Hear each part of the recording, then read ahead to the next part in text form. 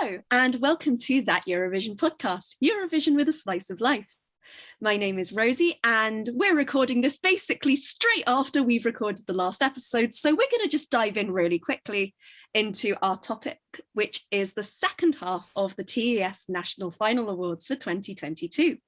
I have the amazing Tim, Rory, and Helen joining me once again, and I'm just going to say that you're all fine because that's what you said an hour ago. So hopefully nothing's changed in the meantime. No, I've had a mental breakdown in halfway through. I'm sorry. And I'm literally. Which result caused that? Which one would you like, which to pick from? Ooh. So we are going to dive straight into the second half of our results, and we're going to do that with Norway. Norway came back with Melody Grand Prix once again this year, and they were won by Subwoofer with Give That Wolf a Banana. Interesting and very much a Marmite sort of entry. Will our choices be any more or any less liked than those? So in third place, we have, with 8.2% of the vote, Maria Mon with Fly. In second place, with 12.7%, we have Oda Gondrosen with Hammer of Thor. And in first place, with 34.5% of the vote, we have Death of Us by Elsie Bay. Is this result going to be the death of you? No, but it rightfully won it. I'll say that. I'm really surprised that North Kid didn't rank in top 3 just because they were the runner-up. But you know what? Out of all that result, at least some of the ones that didn't make it past their heat got a redemption. So I'll give props to that. I mean, Hammer of Thor is just very camp, isn't it? If Norway was going to go for like Subwoofer, not too far off the mark. I don't know. I feel like it's a kind of a testament to maybe shortening up Melody Grand Prix that I can't really remember many of the other songs on this list. That being said, no surprise to see Elsie Bay at the top here, but justice for North Kid. Yeah, I had no stake in Melody Grand Prix because Norway isn't really one that really strikes up with anything too interesting for me. So I don't really have a stake in this. The only thing that I'd like to say is that maybe there should be some structural changes in MGP because basically every single winner of MGP since they've brought in this sort of like semi-final format with automatic qualifiers, every single winner has been an automatic qualifier. So what's the whole point of having the semi-finals? So, but that's just my opinion, obviously. So I'm pretty happy with these results. I love all 3 of these songs. Death of Us is stunning. Hammer of Thor is iconic, and Fly is absolutely beautiful. I still listen to all 3 of these songs. I think they're great. And I was really happy to see them come out as the top 3 on this one. And so with that, we move on to Poland. Poland this year have come with Ockman, and he will be singing River at Eurovision 2022. Who have been your top 3 other choices? In third place, we have Unmute with Głośniej niż Decibele. In second place, we have Karolina Lisa with Czysta Woda with 25.6% of the vote and 32.6% of the vote. Our winner is Paranoia by Daria. Can I just say that I'm so happy that we have an act like Unmute in the national finals this year. It's just so important for the representation of music in the deaf community. I think that's been a lot of with Coda winning Best Picture and whatnot as well. But I hope that them being so loved in the community and them participating in the national final just does so much more, and to inspire other acts to sort of follow in their footsteps. Just very happy to see them, and to see them with such fan love as well. Yeah, I mean, I was really quite happy with that result, to be honest. I'm not too fussed about Paranoia, to be perfectly honest with you. I never really got sort of hype behind it, but that's only just because I'm not too much of a fan of sort of hyperpop kind of style, and that's kind of what that was. But my favorite that wasn't Ochman was Chista Voda. So I'm really happy that Chista Voda's managed to make it into second place. It is a fantastic kind of representation of like kind of Slavic culture, I feel like a little bit of Polish culture. And she delivers a fantastic performance about it. So yeah, I'm pretty happy with that. I don't really remember Głośno niż Decibele though. I can't really, I'm a terrible person. How could I?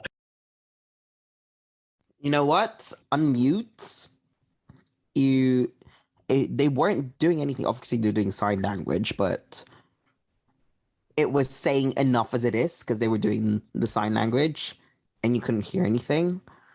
And, you know, visually, it was actually kind of nice. And I was actually at my sister's when the Poland's national final was going on. She said, oh, I'd vote for that because it's something unique. And, you know, you're not doing anything, you're just doing sign language. So they are doing something, but you can't hear it because obviously they're deaf. But, you know, the impact of it is huge. And had they won, I think that would have been something. So I hope they come back, is all I have to say. Amazing. So we are now moving on to our next country, which is Portugal. We have the incredibly long-running Festival de Canção, who have chosen Maro with Saudade Saudade to be their entry for Turin this year. So which other songs made your top choices for this? In third place with 10.6% is Cyro with Ainda Nós Temos. In second place is Blachi with Marino with 12.8% of the vote. And in first place with 30.9% is Degradé by Pongo and Tristany. What do you think about these results? Okay, so I'm kind of becoming a bit of a Portugal stan. So I was following all of Festival de Canção when, you know, we did it. I'm kind of surprised by second and third place. Not too many people were kind of into Marno theme, to be perfectly honest with you, at least from what I had gathered. So to see it come in second place is actually a bit of a shock, to be honest. Ainda Nós Temos, I mean, that is also another really popular sort of fan favorite, so I'm kind of not surprised about that.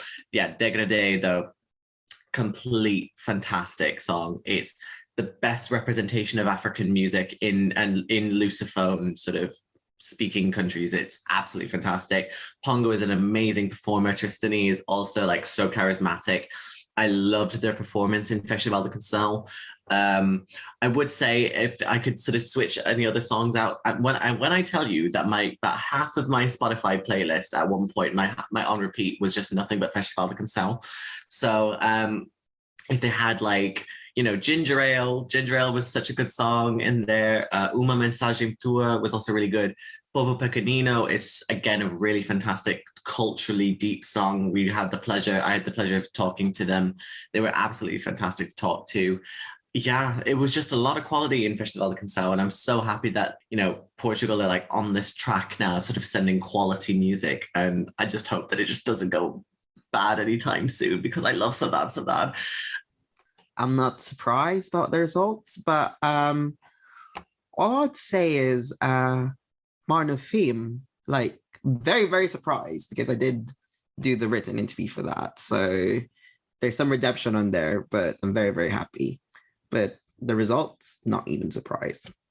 I mean, my top two in this year's Festival de Canção was Saudade Saudade and Degradé. So I'm very happy, basically. And again, what an incredibly diverse national selection. And I think there is something incredibly powerful about having a song like Degradé really seemingly speak to people. And I want to see more like that. I just think it's fantastic. It's so it's so unlike anything I've ever heard. And I want to hear more of it. So thank you to Pongo and Tristany for introducing me to such an incredible bit of music and such an incredible musical culture that I have possibly shamefully not explored at all. So I should get more into that. We now move on to Romania, our largest national final this year. We had 45 songs taking part, and ultimately it was won by Urș with Yamame. Which other 3 songs did you choose as your favourites from this? In third place, we have Dora Gaetanovici with Ana. In second place, with 19%, is Eana with Malere. And in first place, with 22.6% of the vote, is Do Svidania by Aris. I don't know how, I only really watched the final because I was live tweeting the final, but I did listen to a couple of the songs that were in the sort of 86, 96 sort of one when they were kind of just filing through them all. This song is not it, especially in now, like things nowadays, if you know what I mean, because it references a lot sort of, I'm not your Russian doll, you aren't a Russian spy. And it's like, what? Like, I'm sorry, no. Like, of course, obviously people are entitled to listen to whatever music they want to, that's fine. It's just within the context of when this song came out, it was only a matter of weeks until the stuff happened in Ukraine. And so it's like, imagine if this actually went to the contest and you'd been there like, are they taking the piss or are they just like being satirical, you know, or is this genuinely serious? Like, it's, I don't know. So I'm not too happy about that. My other kind of favorite that was in there, because my favorite was Urș. My other favorite was Regret by Jessica. I thought that was also quite a nice song, but that just didn't make it through to the semi-final version. So alas, yeah, Romania, get your act together. I'm in parallels with Rory about that. I'm just like, look, it was very close to then, and Jamala was performing on the show. So obviously that would have been like the sign to like, don't even think about it. But I think look, okay, let's just point out that this is a niche. So Eurovision fans are aware. So they can kind of put a barrier towards it. But let's say if the locals were at it, they probably wouldn't, just because of the fact that, okay, they're just doing it for clout. And I'm like, okay, but, you know, but they've chosen what they've chosen. So I can't really say much about it. So I watched the semi-finals for Selección Națională, and the 2 songs from that I remember that aren't Yamame are Ana and Malere. So really happy to see them get represented. Quite frankly, I don't really remember a lot of the rest of the songs. I'm very sorry. And I think this is very much a sort of, as a selection as a whole, it's very much a case for quality over quantity, because there was a lot of quantity, but most of it just kind of went in one ear and out the other for me. I don't even think much of it was bad. It was just very unmemorable. Whereas even with smaller national finals that I didn't necessarily love a lot of the songs for, like the Late Late Show, for example, I at least remember all of the songs.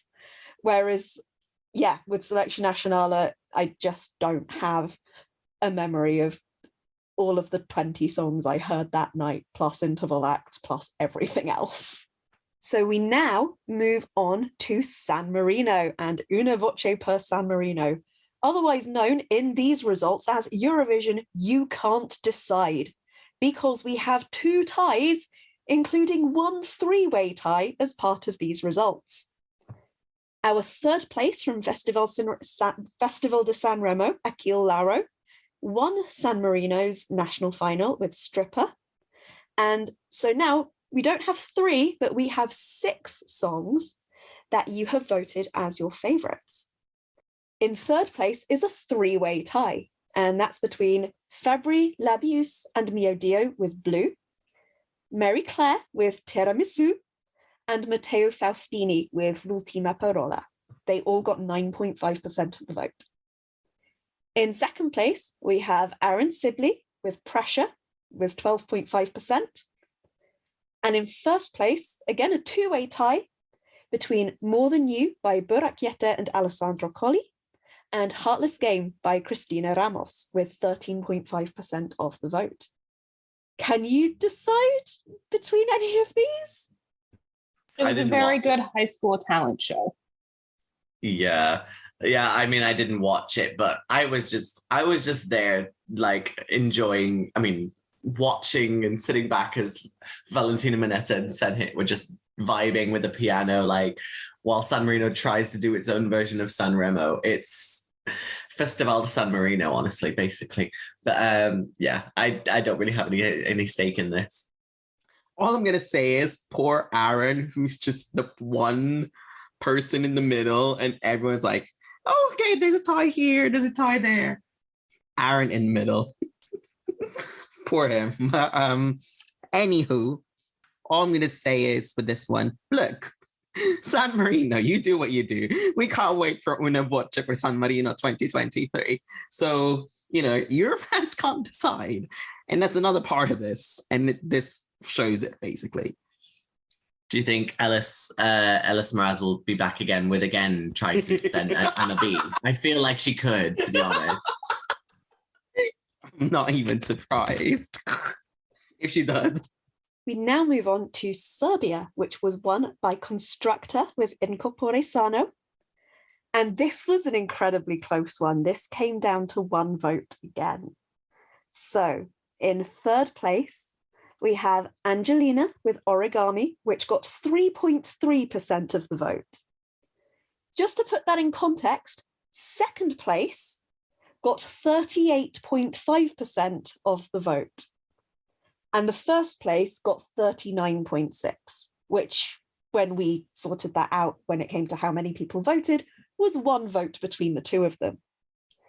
So in second place was Sario with Mushka Shinya. And in first place is Zoria by Zoria Pajic. What do you think about these results? I'm very happy about that. Zoria was basically my number one before Pesma Eurovision started. And to be honest, it took me a while to kind of actually get into Incorpore Sano anyway. So the fact that Zoria is number one, I'm so happy about. And thank you to that one extra person that sort of gave it the extra edge.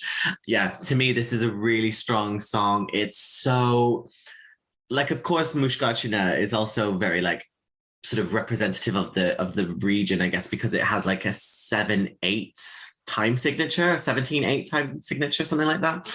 But Zoria is just, it screams, Balkan ballad on steroids, and it's just like, it's so good. And like her voice, I get so much power from this song, and I've been kind of, things have been happening in my life at the minute that haven't been exactly the best. So I've been listening to this song a lot, and it's actually been like, it's such a great song just to sort of give you that kind of power. So happy that Zoria's won it. But yeah, again, Sario, absolutely fantastic. She deserves the world. Hopefully she can come back and have another redemption arc in the same way that Nevena Bozovic had in 2019. So we'll see how we get on. I am so annoyed about Sario placing second. Like, oh my God, like, she just can't catch a break, the woman. Like, come on. Like, I thought this was gonna win it, but obviously, apparently it was only a one vote that would have made it break it. You know what? Mishikarna is a great song, and it's the only song other than Incorpore Sano from Pesma Eurovision that's been on the loop. So I hope she comes back again, because ever since she's done her own music since Moya 3 has been amazing. And, she deserves a redemption arc like Nevena did in 2019. I unfortunately did not watch Serbia's national final this year. It was quite a busy weekend. But yeah, glad to see Sarah Jo getting the love that she deserves, but missing out on winning it again. Come on, Justice, let's get her there. Let's get her to Eurovision. I mean, it was always going to be between the two of them, because even in the run-up to the final, it was kind of a two-horse race between the two of them, and then Constructor kind of snuck up out of nowhere, really. And I can't say I'm sad by that, because it's currently my 4th place in my ranking this year, and I absolutely love Incorpore Sano. But Yeah, also, it's my number one, so you get that. both of these songs are great.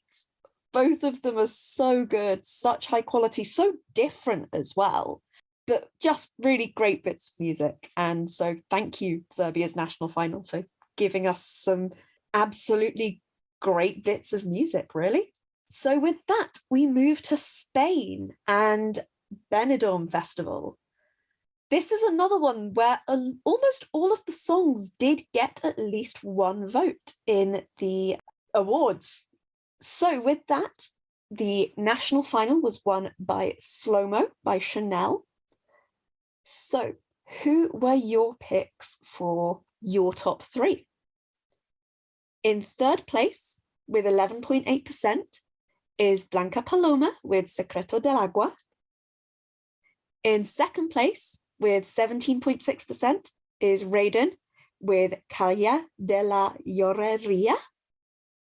And in 1st place, with 46.2%, is Terra by Tanchugueiras. Do these results hay fronteras? Hay my fronteras muy bien. No, it's yeah. I mean, given how so many people were like Tanchugueiras ganador, you know, like all this whole thing of like, oh my god, Tanchugueiras are so winning it, and then all of a sudden Chanel comes, and then now, to be fair, the only reason why Chanel is going is because of the structure of Benidorm Fest at the time. In any other sense, it would have been Tanchugueiras. But yeah, I mean, it's a very, very good song, you know, and I'm pretty sure that those that are hating that Tanchugueiras aren't going should be sort of placated by having Fulen now. So, you know, Celtic languages, all that kind of stuff. Yeah, pretty much like all of them. I also wish that Azúcar Moreno might have done a little bit better, maybe, because, you know, who doesn't love a good bit of bandido, you know, like that kind of thing. But yeah, otherwise, yeah, a fairly decent result, I think. All I'll say is #free the nipple. No, I'm kidding. I'm actually kind of shocked not to see Rigoberta in the top 3, knowing that she did quite well in the televote and the demoscopic jury. We've heard a lot about demoscopic juries this year, but I'm pleased to see Raiden in the top 3. I really thought he gave a great performance. It was something a little bit different to what else was going on stage. No surprise to see Terra at number 1. Okay, with Terra, not even surprised. I was a pre-party ES the weekend before when we were recording this, and there was a point where Tangerines obviously was one of the acts performing, and Terra came on, and obviously they were by the stand, they were by the sides, and obviously the crowd saw them, and then they're ay la la la, ay la la la, and then they were just mesmerized by the Eurovision fans just singing along to it, and I was obviously one of them. And you know what? It's a great atmosphere. Like, look, Spanish Eurovision fans give it 110%. So Spain ever hosts it, we know we're going to go in for a good show because everybody loves it. And hopefully we're not that far off with the incarnation of Benidorm Fest. Again, I was kind of on the Tanchugueiras hype train all season. I am still on the Tanchugueiras hype train. I love Terra. I think it's a fantastic song. Yes, I am also placated by Fulen. I would also have been happy having both, but I love that style of music. So I am so happy to see it get the recognition that it deserves here as well. And I think, again, it also shows just that Benidorm Festival was such a diverse and such a high quality national final as well. We had some really, really great songs. including the other two, Raiden and Blanca Paloma. Great choices. Wow, fantastic taste, everyone. Like, great. So we now kind of go back because I've completely forgotten how to do my own alphabet, and I've got my list wrong. So we're going to Slovenia, which should have been before Spain, but whatever. Slovenia. And Slovenia's national final was won by LPS, Last Pizza Slice with Disco. And we have another tie here. Our third place is shared by two performers, and it's BQL with My and July Jones with Girls Can Do Anything. Both of them got 4% of the vote. Second place with 7% goes to Batista Cadillac with Mimpraville. And this is our biggest runaway winner of the entire vote. Our first place with 64% goes to All In by Luma. Are you all in on these results? I'm going mad, okay? We've been recording for nearly 2 hours. Yeah, I mean, I'm not surprised by this. I mean, Emma, like when they came out with their performance in Emma Fresh, it was amazing. I mean, and going from Emma Fresh then to the semi-final and then going to the final, they've been tweaked, like they tweaked things slowly over time. And, you know, it's, I can't really describe how like they are. Like, it's this whole like, yes, you are my drone, you are my slave, but also I can't live without you. Like it's this whole thing. And I like, it's so interesting. But I think Slovenia's niche is just male female duos with the male sort of doing the sort of instrumental thing while the woman is singing, because Zalagaspa, fantastic, love them, listen to the new music. The other song that I really wish that might have done really well that was not really appreciated by the poor people at home is Chasya by Bahrain and Brina. It is a really good song. I really wish that like it was a little bit kind of like underrated going into the contest, but you know what, it's fine. Also like that July Jones is also like sort of tied in there too. I mean, that was a hot mess of a performance, but you know what, like if it's not Eurovision if it's not a hot mess. So like I'm just happy. for me, all I'm gonna say is BQL. Like, how many times would it take you to get to Eurovision? Just because, like, those poor guys, like, been pipped so many times, but you know what? They always bring on quality personally, so I'll give them that. So I'm kind of happy that they got some sort of recognition regardless. I unfortunately did not get to watch Emma this year, but I will say it's great to see that the acts from Emma Fresh finally catching on in the main contest. All four advancing out of the semi-finals to the final was so great to see. So I hope that keeps up going forward. Yeah, I know the result of Slovenia's national final was quite controversial, I think. But honestly, the fact that, okay, I'm going to come out and say I'm a huge disco fan. I love the song. I think it's great. And it's so unique in this year's worth of songs. I'm also a big Luma fan. I'm also a big All In fan. So I get my winner doing really well and going to Eurovision, and I also get a song I absolutely love coming first here. I have no complaints, quite frankly. What a great set of songs, particularly from Emma Fresh. Great job. We're coming to the end of our national finals. We have 2 more left, and the first of these is Sweden with Melodifestivalen. And I'm going to come out and say it, these results surprised me.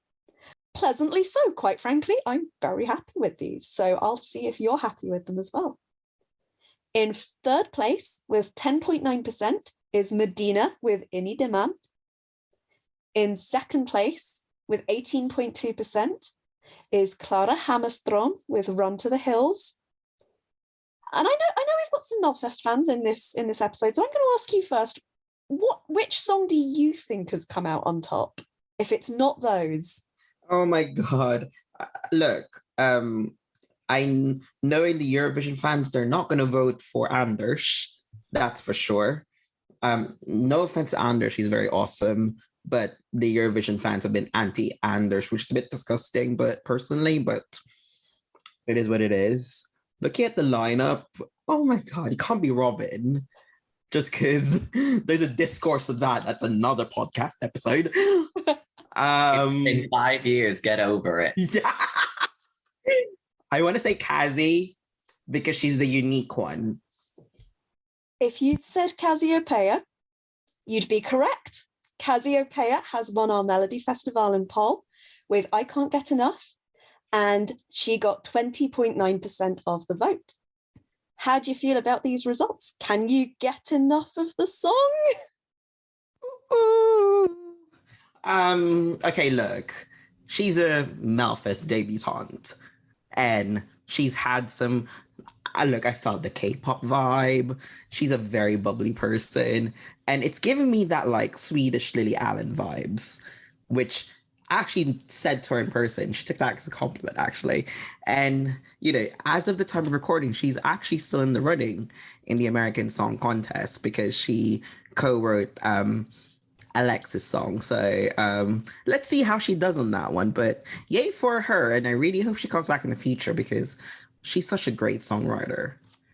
This was the song that's really stuck with me out of Melfest this year. So I'm super happy to see her do so well. Actually, the other one, I'm sort of ignoring Hold Me Closer because like that's a whole other thing. But the other one that has also really stuck with me is Ini Diman. So happy to see both of those doing so well here. Run to the Hills I also really enjoy, but I Can't Get Enough and Ini Diman were just a bit of a step above for me. So I'm so happy to see them both on the podium here. And great choices, guys. And so we come to our final national final. It's not the last of the awards we're giving out, but it's the final one we wrote of the favourites of particular competitions. So I'm going to start us with Vidbir and Ukraine's national selection. In third place, with 7.8% of the vote, is Wellboy with Nosy Bozzy. In second place is Roxolana with Girls. If I keep doing that, it's going to be I'm a Bee. I am a Bee. Bazika Bee, do you like Georgia 2008 in Junior Eurovision? Yes. And she got 26.5%. And our winners, possibly very, very unsurprisingly, were Kalish Orchestra with Stefania with 57.8% of the vote. And like I said at the beginning of the first episode when we did this, we put the winners of the national final into a different category. So Kalish Orchestra are going to Eurovision, but having not won the national final officially, they were counted in these votes as well. I am utterly unsurprised, especially now that we as a fandom have had time to really sort of fall in love with Stefania and with Kalish Orchestra as well. What do you think to these results? I guess as the resident Ukraine stan, I guess it's a bit kind of, yeah. I'm not surprised at all. The song is fantastic. You know, like they blend the sort of, what's it called? Like Ukrainian folk music with the rap so well. It's in the same vein as Go A, which makes sense because Ihor Didenchuk, who's the one who played the Sopilka in Go A, is also in Kalush. So it makes sense that they're kind of painted with the same brushstroke, if you know what I mean.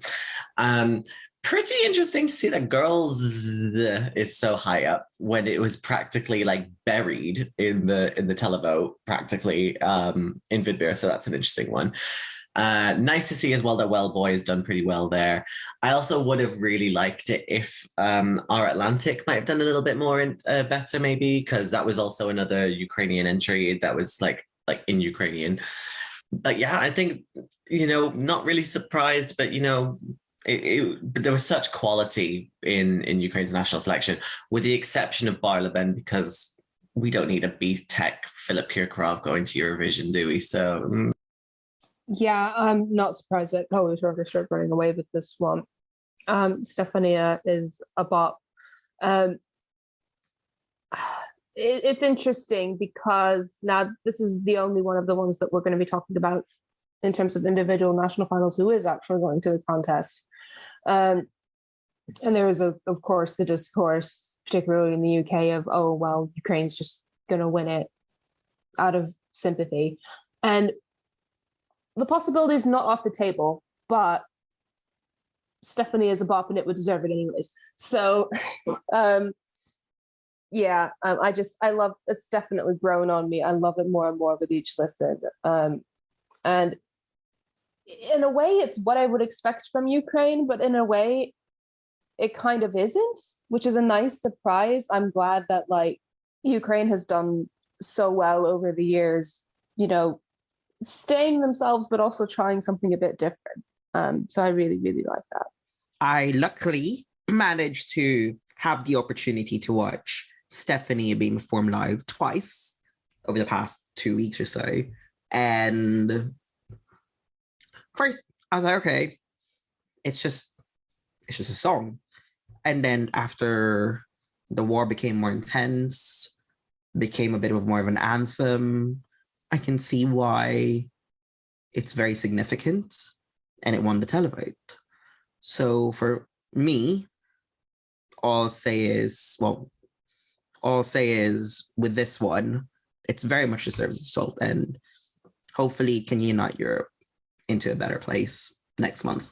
Just one quick thing before we move on, and this is probably something that would probably work better in an updated Ukraine episode, but it's very interesting that we bring up that Stephanie is now sort of an anthem, especially in the context of the Ukrainian war. When we look back at the last time, or the first time, should we say, that Ukraine hosted Eurovision, Razom Nas Bahato was the song that represented Ukraine. And that was also the anthem of the revolution. And that didn't do too well. It came like, it did the best of the big five at the time, but all of the big five fell into the bottom five. So I'm not saying anything, obviously, I'm not predicting anything, but it would be very interesting to see the disparity between how well Stephanie is going to do compared to how well Razom Nas Bahato did, because they're both used for the same sort of context, and then they were just completely messed up. And that's just very, very interesting. Anyway, carry on. So that is all of our national finals that we've covered, and we now have 5 more awards left to give out. Some of these are to some non-winning songs, some of these are to winning songs, and some of these are to individuals or to broadcasters as well. Everyone who's kind of made this season possible. So I'm going to start off with top non-winning national final song of the season. This was a write-in category, so everybody who voted could just write in whichever national final song they wanted. If it didn't win, it was up for grabs. So out of all of them, let's see which ones have come out on top. Bearing in mind this category last year we did these awards was won by Monument by Kano, so big shoes to fill. In third place, we have a tie again, and the tie is between Dreamer by Voyager from Australia Decides and Stefania by Kalisz Orchestra, who both got 5.1% of the vote. Our second place went to Ciao Ciao by La Rappresentante da Lista with 10.2% of the vote from Sanremo. I'm going to ask each of you, what do you think the number 1 non-winning song of the season has been? Not your personal opinion. What do you think the general fandom will have voted for? I'm going to stick my neck out on the line and say Terra. I think also Terra. I'll third that. Well, you're all right. It's Terra by Tanchigueiras from Benidorm Festival, and they got 12.2% of the votes in this category. Do you agree with this? Does this result surprise you in any way? This does not surprise me at all. I think of all of the national finals in terms of what, people not disagreeing with the winners, I think this was probably definitely the most vocal viewers. But it's also a absolutely fantastic entry and certainly one that we'll be talking about for a while to come. Queridos Eurofans, silencio. Yeah, it's definitely not a surprise, I guess, because the way that Benidorm Fest was sort of completely taken over essentially by fans, like we were like, I know like Melfest and stuff, like obviously they're very like devoted fans, but Benidorm Fest is something else. So I'm very not surprised at all that this is stormed out on top. And I'll be very interested to see how it kind of, if they ever do end up coming back or not, because obviously now they've had a taste of what could have been. So I would not be surprised if they came back either next year or in the next couple of years and see what happened. For me, I think out of all the national finals that took place, this was the loudest that screamed robbed. Look, love Chanel. She was my winner, but I can also get the frustration of the others. Just because of the fact it's the first time Spain has done a national final for a very long time. So not even teensy bit surprised that this won it. It was really interesting watching the votes come in for this one because it really did very quickly become this 2-horse race between Ciao Ciao and Terra. And so many songs got votes on this. I haven't yet figured out exactly how many. I am going to do that before I post the article, and I'll give some stats and figures on that one. But so many national finals were represented. Such a diverse range of songs was represented. And it's just awesome seeing how many songs people have just absolutely fallen in love with. And it was such a fun category to see all of your votes come in on. So thank you. It's fun. I find these things fun. I have no life, okay? So with that, we then move on to one of our winners categories. And this was for your favorite winning national final song. This again had a few ties in this category. So in third place, we have Lithuania's Monica Lu with Sentimentai and Marino from Portugal with Saudade Saudade. And both of them got 6.5% of the vote. In second place, we have two of the big five countries, Alvan and Ahez with Fulen and Mahmoud and Blanco with Brividi, 10.6% each. And your favourite winning national final song was Hold Me Closer by Cornelia Jacobs, and she got 26% of the vote in this category. What do you think to these results? I don't have my webcam on right now, but I am grinning with such a good face right now. Just because you have no idea how much I'm smiling right now with that result. That made me so happy. Look, Cornelia's an amazing person. She's been very lovely to us whenever I get a chance to her. And she knows me by name now. Like, oh my freaking God. I can't wait to go to Turin and obviously have a ticket for her semi-final. Still finding a way to get to the grand final, but we'll get there.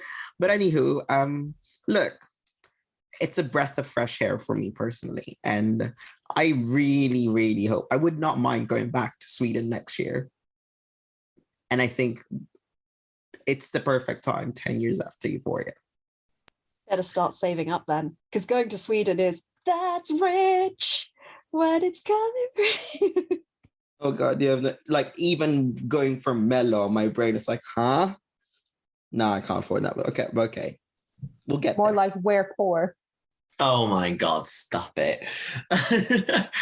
Yeah, I mean, this was not a surprise, I guess, because we all know how much like Sweden dominates the fandom, I guess, anyway. But yeah, I mean, nothing too much to say from that, but it's good to see that there has been a nice sort of balance in some of the other places as well. Like, I was kind of surprised that France kind of was so high, actually, to be fair. Because I knew Fulen was kind of, popular, but I didn't think it was that popular.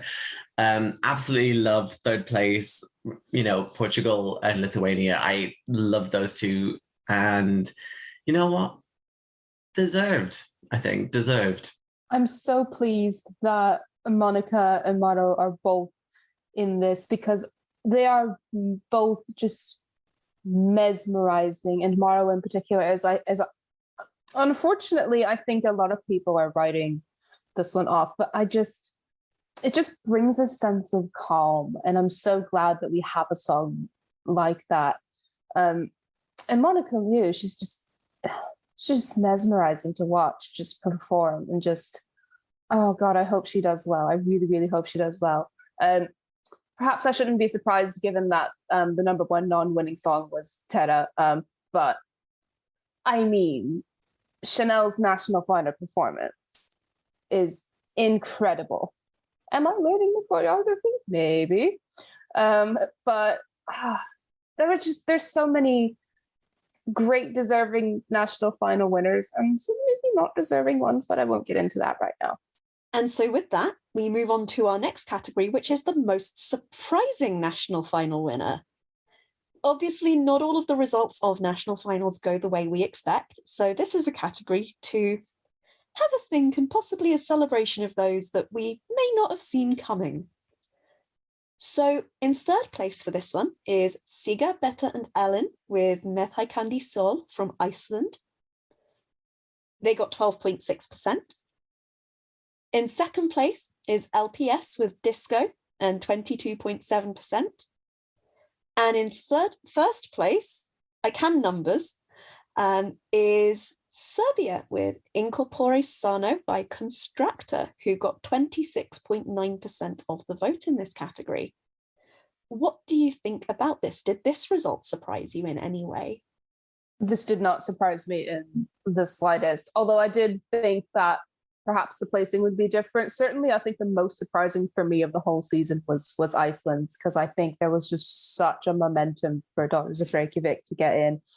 And again, even watching like Siga, Betta and Elin, like their reaction to winning, like they absolutely did not expect to do it. And it was actually quite delightful. And I think the same thing with Constructor winning.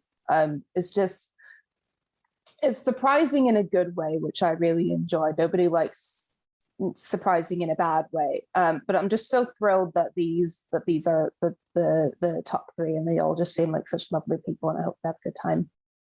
Not even surprised in the slightest, just because I had Sergio in the running for Serbia. So when Constructor won, I was like, what? That's the main reaction. But, you know, a few weeks in, we already know what the song's about and what it stands for. So all good. And yeah, I do agree with that result. Not surprised at all. It was definitely like, when I think back to it, I think I would personally have said Disco might have been the most surprising one, because no one was really talking about it. And then all of a sudden it just kind of came out of nowhere and won it. And we were like, who? What? So, you know, that to me, that is like the main kind of surprise, really.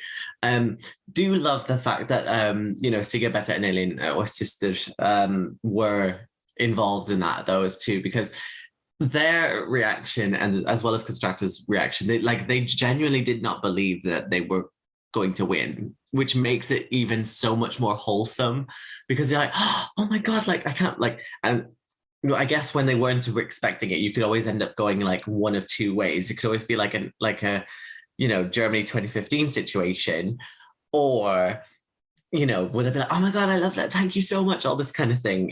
So I'm really happy that they managed to you know, accept it, and now we're having such variety now at Eurovision. Now it's fantastic. I'm so thankful.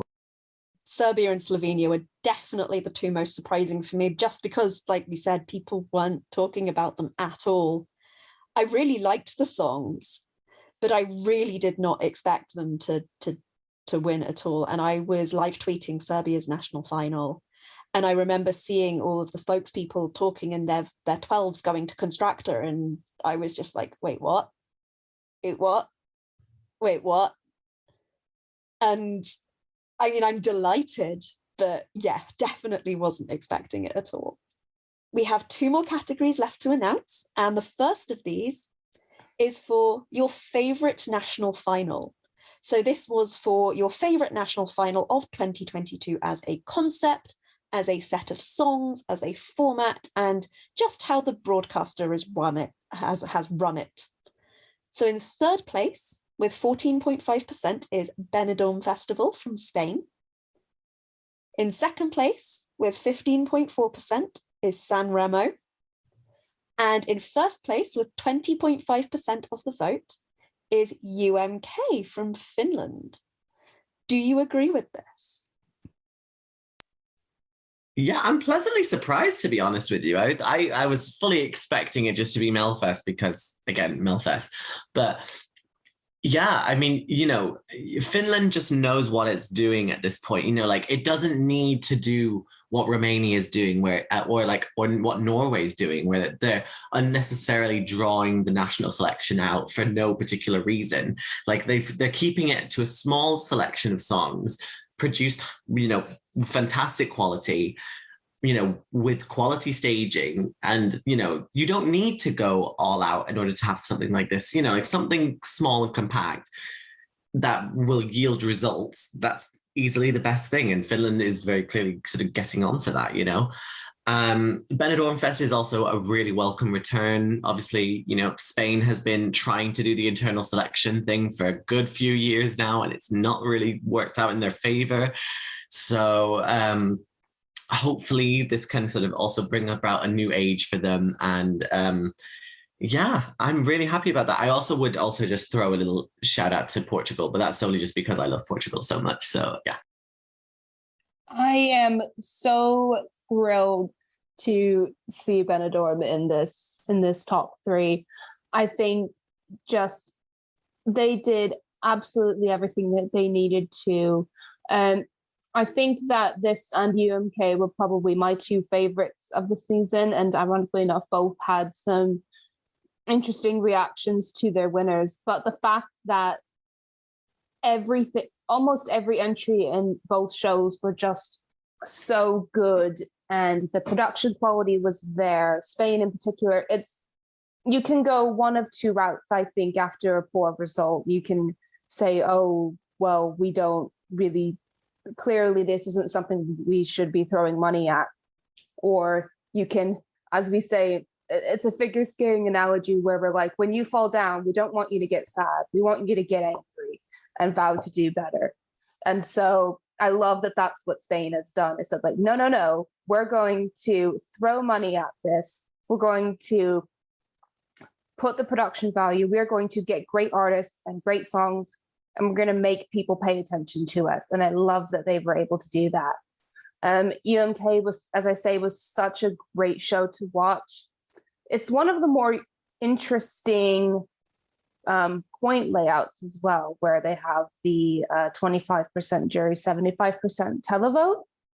I'd love to see what kind of a difference this would make in a year where maybe there isn't like an odds-on favorite to win. I would like to see what would happen if this were a bit closer. But I think there's always some contention about whether, the jury has too much or too little power. And I think this is an interesting way to go, and I'd love to see them continue with it. But just both incredibly fun to watch.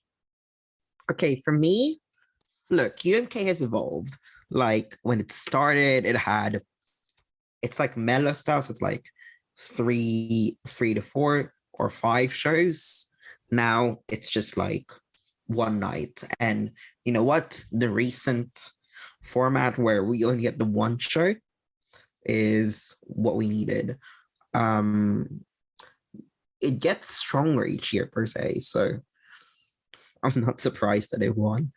And I really think that we're not that far off from getting another Finnish win if they keep going at this pace, just because of the fact that when their format change wasn't working, with, like, let's say from the Rude, and then they changed it and it worked out fine. And I really think that if they stick to it, we're not going to be that far off. I've already spoken a little bit about my sort of favourite national finals in the National Final Decompression Session episode. But to keep it short, UMK, great, love it. Great choice. 10 out of 10. Fantastic voting. Love you all. So we move on to our final category.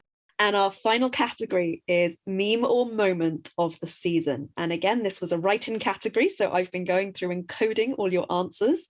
And hopefully I've done them in a way that is representative of what you've had to say. So we have three places on this one.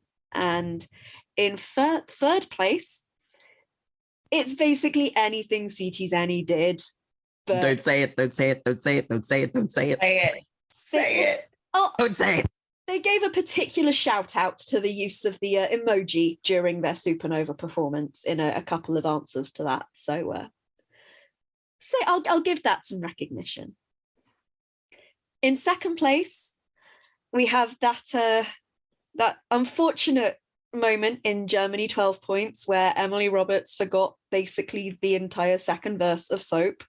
This didn't stop her from being your second place for Germany 12 points. So congratulations, Emily. Great job. And our meme or moment of the season. It's the release of Intro by Miss Katie Love. 17.9% of you who voted for Intro by Miss Katie Love. And yeah, they achieved your meme or moment of this Eurovision season. I've already spoken a little bit about what my favourite moments have been. So you guys, do you agree with this? What have been your favourite moments of Eurovision 2022 national finals? Oh my God. The top three alone, I'm like, oh my God. But Missy Cat Love is the thing that tops it all, really. I don't think anything else would top that, really. But I just want to know, like, if she got to the actual like audition stage, what would she have done? You should just be stood there, just been like. She would bring some hedges and a chainsaw, and she would do some lovely shrubbery. Obviously. Oh, right. But see, that would do very well. I think they do very, very well with that. I have to admit, I was one of the people that voted for Latvia. To be fair, whenever I show people this performance, and I'm sorry, I do stand this song. I hope that it goes to the final. This is the semi-final performance in particular is the one that I show, just because I was just like, reckless abandon. You know what? We need a bit of chaos at Eurovision, lest we take ourselves too seriously. I think maybe with some of the entries this year in total, maybe we have a bit too much chaos. But for me, this is my chaos. I enjoy it. It's on my own repeat playlist on Spotify. And they were the first artists to call for Russia's expulsion from Eurovision after the fighting broke out. So there is that. They're very clearly like they know exactly what they're doing. They're very based in their opinion. We'll have to test that anti-bullying technology when we get to Turin. oh God, I don't even know how they're gonna do it. Like me and Rosie are gonna be there. I'll let my reins down. I will shout it out loud. Even though me and her like sitting far off, but we'll scream it with the Go on. like I just imagine like how would that look on screen? Very funny. I'll be very intrigued to see what they actually do. I think at the time of recording, I think they just had said that they want to set a world record for the most amount of people like tweeting the award on, and so like it's like, okay, we'll see how well that works, but it's like nah. Can I just say that on the Eurovision album, I thought they were going to censor it and they didn't. So no, I thought they were because back in 2018, because Miklos Joseph had a couple F-bombs in his song and they made him change it.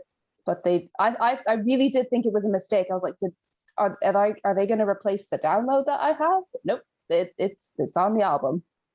All them greedies want to eat my spaghetti.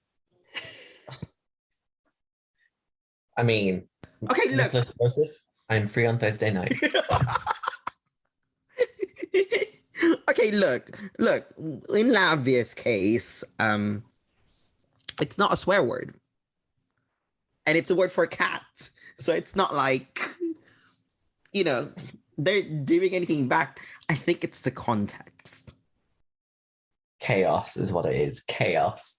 Just as much as but just as much as the other moments of the season for me is, I have a soap, and that's it. That is the moment of the season for me. And the voting probably came a little bit too late for it, but I love it. I love it so much. And also, of course, we have to talk about the other actual proper moment of the show, which was, or of the season, which is just, obviously, like how we alluded to before about Latvia joining so many other countries as well, just sort of boycotting Eurovision if Russia took part in it. Jamala obviously is fantastic. All of her humanitarian efforts. You might not like 1944, but you cannot deny that she is doing everything in her power that she can to raise money for the people of Ukraine. And what can we say? She is the fourth largest beneficiary of the Ukrainian war effort. So, props to her. I would just like to add just truly anything Amadeus did at San Remo, honestly. I can't believe that him driving Måneskin on a golf cart to the venue did not make this list. At least the top 3. It was one of the most delightful moments. Yeah, just love him so much. Please host every year. Please at least make an appearance at the show in Turin. We need it. And that brings us to the end of this episode and brings us to the end of this year's TES National Final Awards for 2022. Do you agree with our picks? Who did you vote for? Let us know in the comments or on social media. You can find us at That Euro site on Facebook, Twitter, Instagram, and TikTok, as well as our YouTube channel. We also have Spotify and Apple Podcasts where you can give us a like and give us a subscribe. And so you can hear about all of the latest stuff that is going on. And we're going to be ramping things up even more as we come into the final couple of weeks of the 2022 contest. I'd love to thank Tim, Rory, and Helen for joining me, and to every single one of you who voted in these awards and shared your thoughts with us. And I hope the results are what you are happy with, maybe. Yeah. Shall we all say goodbye? Goodbye. Bye. Bye. Oots, oots, oots, oots.